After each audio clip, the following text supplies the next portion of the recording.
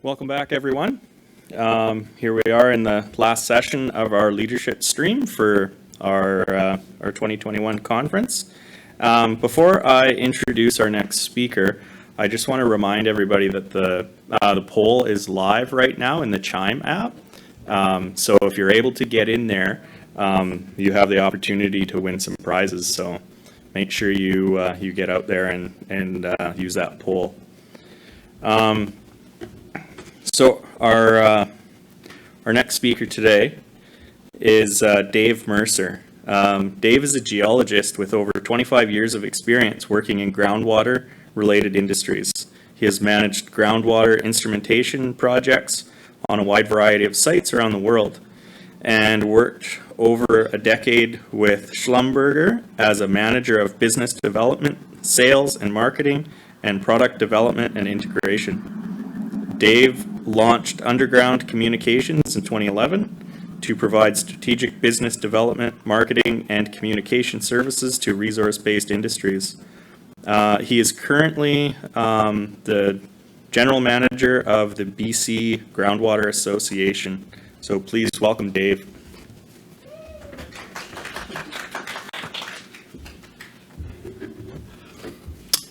All right, thank you very much. And congratulations, you've made it. This is the last presentation of the two-day conference. And congratulations are in order to those of you who stuck it out and are here to watch this final presentation. So now that I know that I'm going last, it's made me think of something my mom used to always say, and that was, if she wanted to host a memorable meal, she always made sure that she would start with good bread and finish with a great cup of coffee. So I hope this presentation is that great cup of coffee to finish off a memorable conference for all of you. So as they said, I'm Dave Mercer, and I won't bother giving you any background on me because you just heard it. So let's jump into this presentation. So death by PowerPoint, and maybe more importantly, how to avoid it. So to be a successful leader today, you need to be able to communicate, and that often means giving presentations. Whether you like it or not, you're going to be giving presentations. And your presentations need to be effective, or you risk losing your audience. That's the all too familiar death by PowerPoint. Your audience tunes out. We've all been there. So this presentation describes some simple skills to help you prepare presentations that will, number one, keep your audience engaged, and number two, help your audience remember the main points that you're trying to communicate to them. So let's get started.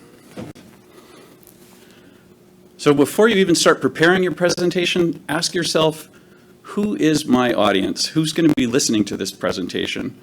For example, if you have a scientific presentation topic and it's pretty detailed science information, if your room is going to be full of people who speak your language, like, science PhDs, etc., go ahead and nerd out and use lots of technical language because they'll understand it.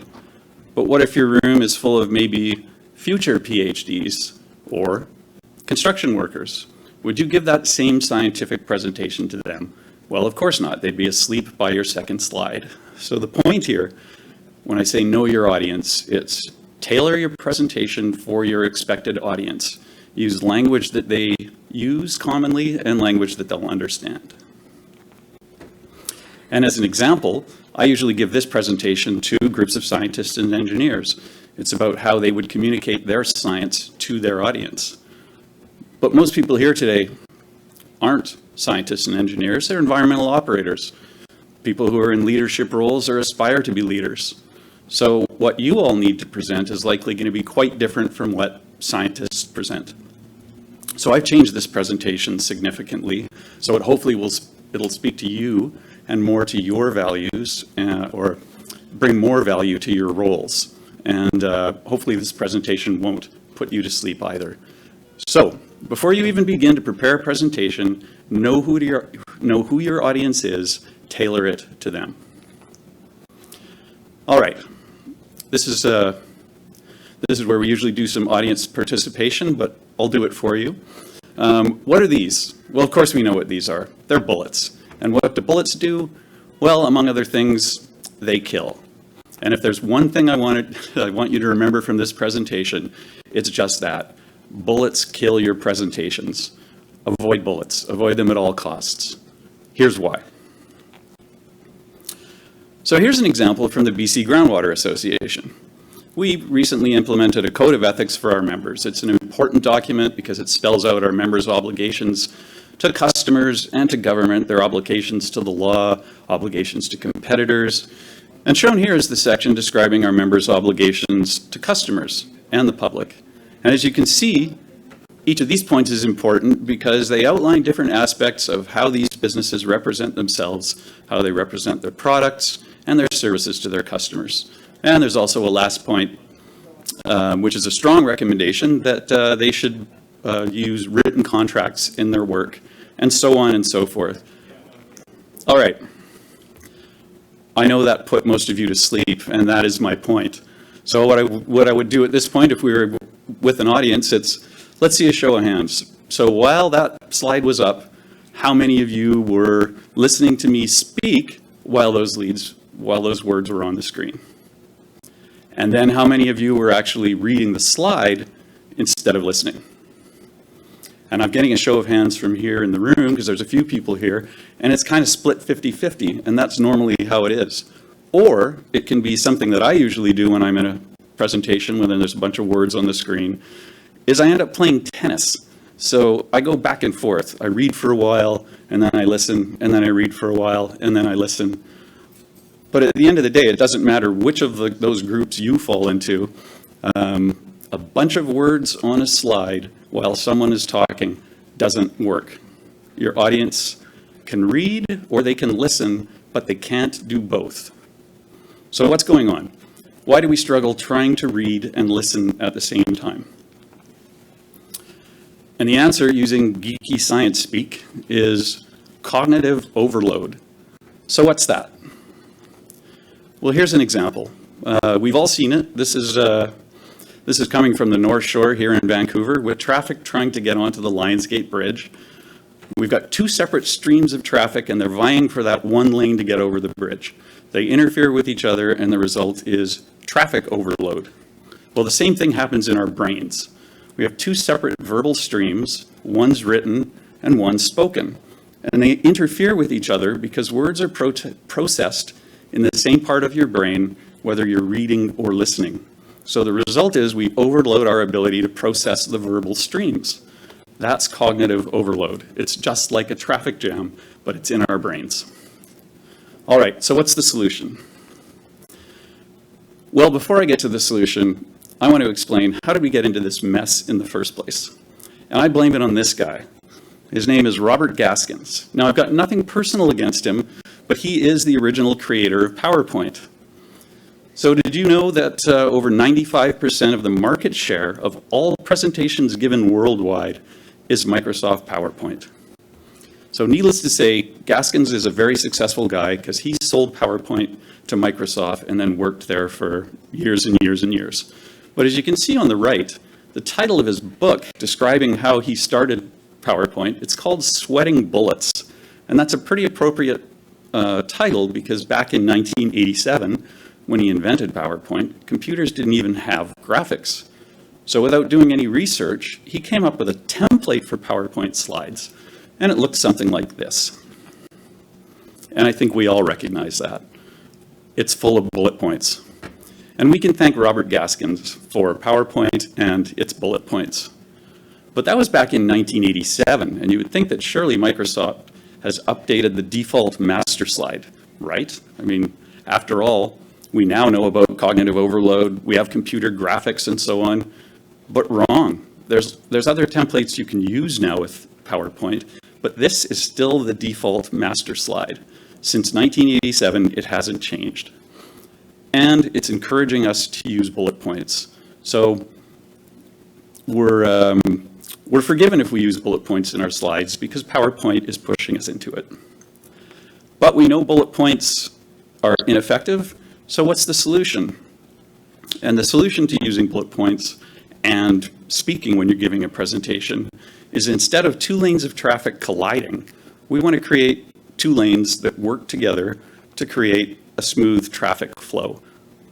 So the way we do that in PowerPoint is instead of two lanes both using words, We use words in one lane and we use visuals in the other lane. So why are visuals important? Well, cognitive research shows that we learn and remember visually and verbally combined together. So when it comes to presentations, your audience is twice as likely to remember something if it's reinforced using images. So we want to maximize our use of images, and a widely used method for creating PowerPoint slides using visuals is called Assertion Evidence. And the rest of this presentation shows you how to use Assertion Evidence to help your audience remember your points rather than fall asleep while looking at Robert Haskins' bullet points. So here's how Assertion Evidence works. You use your words and maybe a slide title to make an assertion. Then you use a visual to provide the evidence to support your words. So in this case, our assertion is combining visuals and words creates two lanes of information that don't interfere with each other. That's our assertion, and our visual supports it. So you use your words to communicate your message, and then you get your slides to do something that your words cannot. Your visuals support your evidence. All right, here's an example. When I say visuals, it doesn't mean just pictures. It can be a photograph, a chart, a diagram, a video clip, whatever, but it's visual as opposed to verbal. And here's an example from Penn State University of how a graph is used to support the assertion that early detection methods improve survival rates. Now, the speaker would probably give a fair amount of information behind the information that's shown on the graph, but the slide itself supports the main assertion, which is early detection methods can identify small tumors and therefore improve survival rates of patients.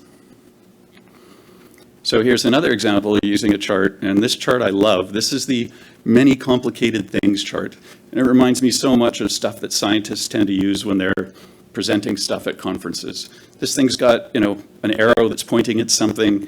It's got numbers, it's got labels, tables, all kinds of stuff. Now, you want to avoid putting overcomplicated visuals on your slides. But if understanding what's on the chart is important to your presentation, then go ahead and include it. Explain what's important about what this chart shows, but then use a visual to summarize your main point. So in this case, there's a red arrow that shows the data trend increases as you move to the right. So our assertion on this slide is you simplify complicated information using a summary visual. And there's your example. Now, here's another example using a chart that operators and industry leaders are all familiar with. It's a risk matrix. And as you can see here, risk matrices can get pretty detailed. And I'm sure everything included on this chart is very important to whatever project this particular one came from.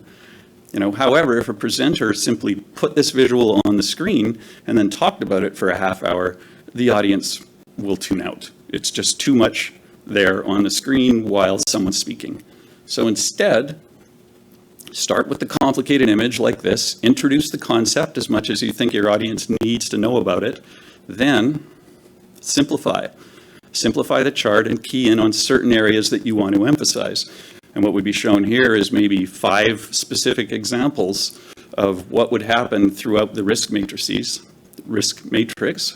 And then even if you want, throw in a visual, show what are some of the implications of what happens when risks are met in certain parts of the matrix. So I'm not saying dumb it down, but rather use simple visuals to emphasize your main points.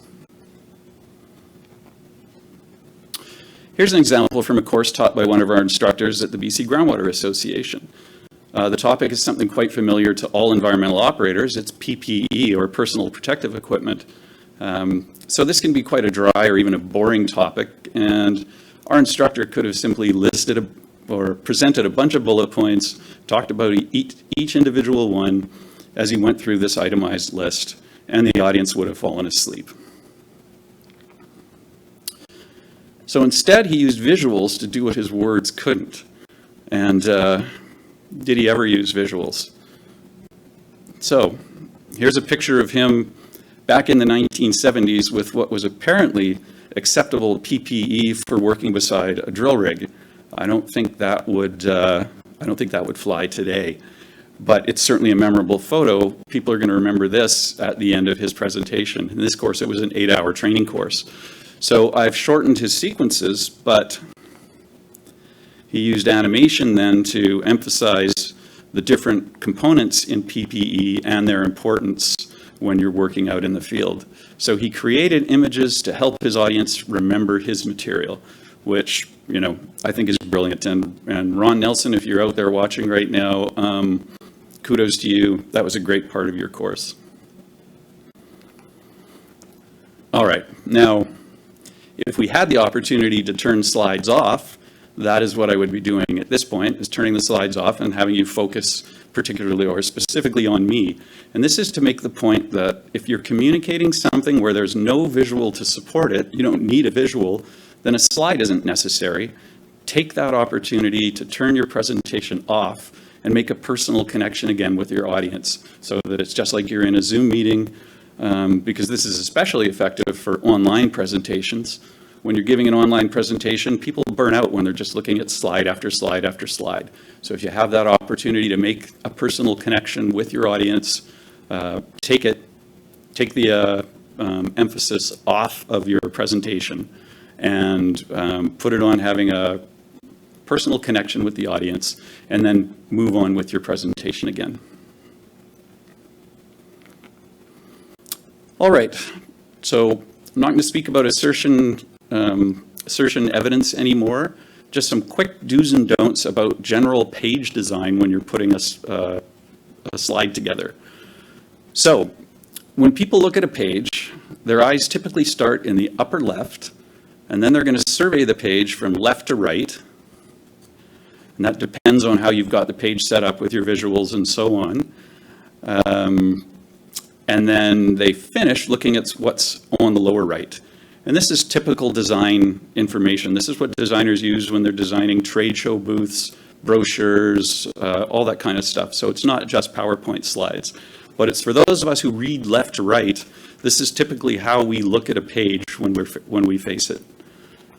Now, what does that mean for your slide designs? Well, for starters, when you put a title or a headline on it, don't put it on the right-hand side at the top. Don't put it anywhere else. Don't put it even in the middle.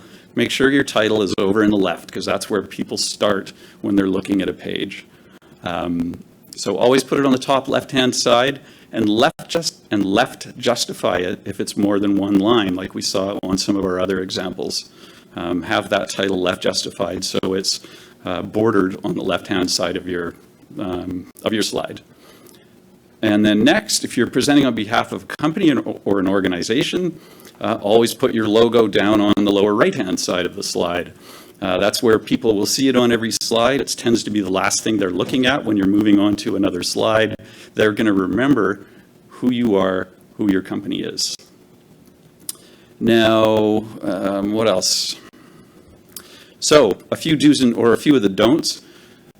Don't put the name of the meeting where you are presenting on every one of your slides.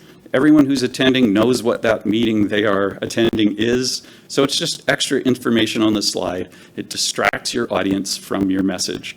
No need to put, in this case, EOCP2021 on every slide. And speaking of distractions, never put page numbers on your slides. And never put how many pages your slide presentation is on each slide. All you're going to do is distract your audience. They're going to be counting the slides going, good heavens, how many slides are there? Or even worse, if it's 10 of 50 slides, they're going to be thinking, how in the world am I going to make it to slide 50? So never put numbers on your slide presentations. And also, your visuals are key to your presentation. But they can also be distracting to the viewer, so the viewer isn't going to be listening to you. And one of the ways they're distracting is if they cover up other items on the slide. Don't have them overlap.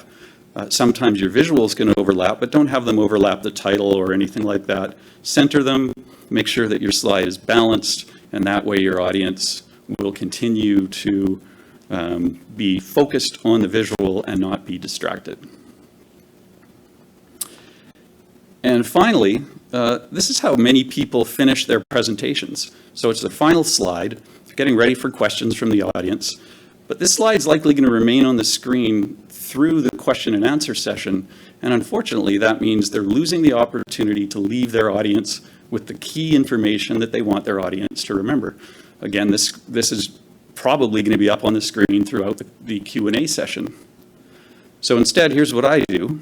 And first, I always make sure I've got my company name, I've got my own name, and a way to contact me on that final slide. That way people will know that they can reach out to you even after the presentation. And then I put up my 3 main points.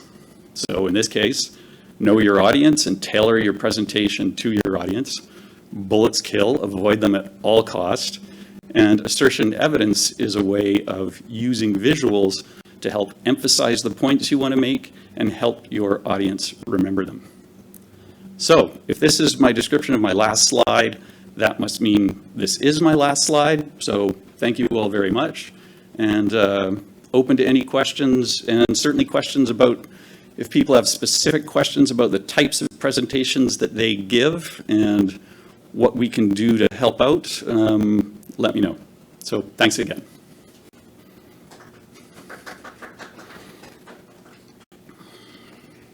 Thank you very much, Dave. We're just going to check our chat function here and see if we have anything for you.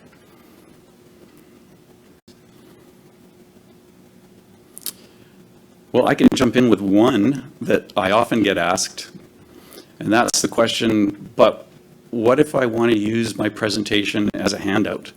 And that's, I'm going through, say, things for a work crew or something like that. So what we're doing is going over a specific handout. And that's certainly valid if what you're doing is specifically going through some work for a work crew. But what can often be done is use the handouts function in PowerPoint. So your presentation is designed for the live presentation, but you've got separate handouts that you can hand out to people afterwards.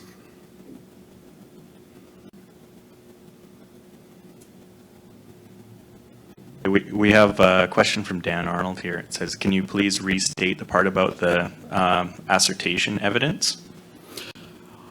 Sure. And apologies if I went through that too quickly. The point of it is that on each slide, you make an assertion. So you make your main point, and that main point is what you will be talking about while the slide is there. You're explaining it, and the title of the slide will be essentially, what is your assertion? And then the visuals that you use on the slide are what you use to support the evidence. And that is the evidence for your assertion. So you make an assertion and then you defend it on the slide. And the purpose of the slide is to use a visual that gets your point across.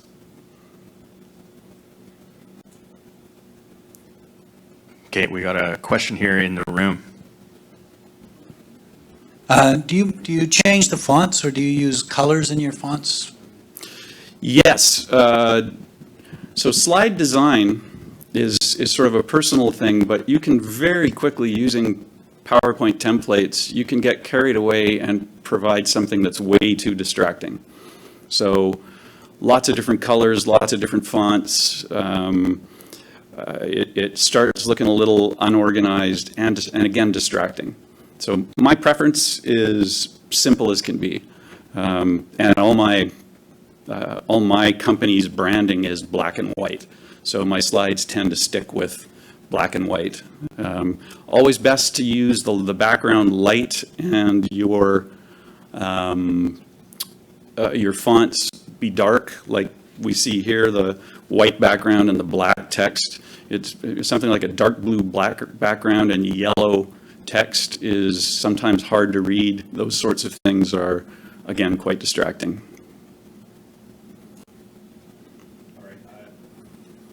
I got one question for you. What about, like you mentioned numbers on the slides, and don't put page numbers on there. In your experience, have you found like there's a number of slides that equal a certain amount of time, or is there a certain amount of time during a PowerPoint presentation that's too long, where engagement drops off? Do you have any, I guess, any insight or any tips for that? I don't think there's specific rules, but you bring up a good point, and that is people disengage if you're not providing them with something new to look at. So if you're leaving a visual on the screen, or in the case of someone who's just got a bunch of bullet points, if you leave all that on the screen for a long time, people will disengage.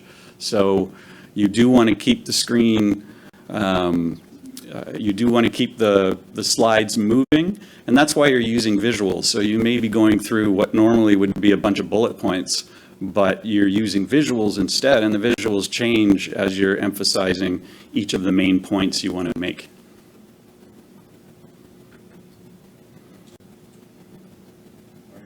I think we have one more question here. How much of the page should you leave blank? That is a really good question, because from a design standpoint, designers like blank space. Most of us, when we're putting together slides, particularly people who are engineers and scientists, we're detail-oriented. We want to fill the slide with details. But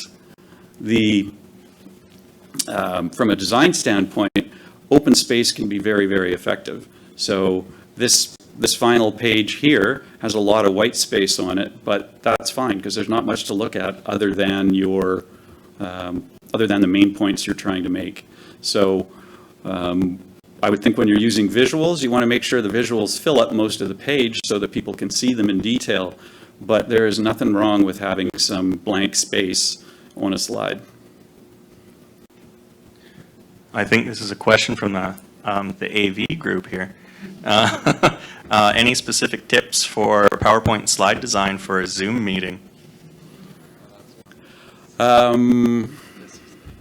Specific points for PowerPoint slides for a Zoom meeting. Well, I think one of the ones was a point I was trying to make during the presentation, and that is make sure when you're doing a Zoom meeting that you don't just show your presentation the whole time. If you've got points that you can make without a visual, switch back to the view where everyone sees each other, and you're in, depending on how many people are there, you're in gallery mode or you're in speaker mode. And that way you can keep people engaged by not just having them staring at PowerPoint slides. But again, I think the idea of using visuals, and certainly if you can throw in video clips and things like that, mean that you are going to keep your audience way more engaged than, again, if you're just reading from a bunch of words on a slide. Thank you. That one was actually from Kevin. Thanks, Kevin, for that. The one from the AV team is, are you a fan of Joy Division?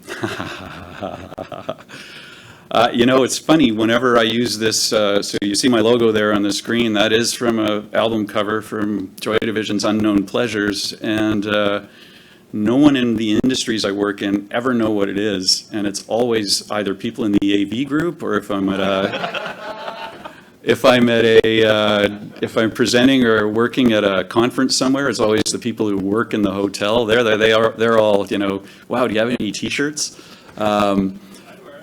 But this is a graphic from the cover of one of their albums, and it's not Underground Signals. That's, the band lifted that from a textbook, and it's a graphic representation of quasars. I think it was the first time they were ever able to measure quasars. And they just copied it and slammed it on their album cover, so there's no artistic, there's no jurisdiction over it. It's not, there's no copyright. So I can use it, and then it does me no good with people in my industry, but the AV team, there you go. Well, the AV team is kind of going a little rogue on us, so I think we have time for one more question here.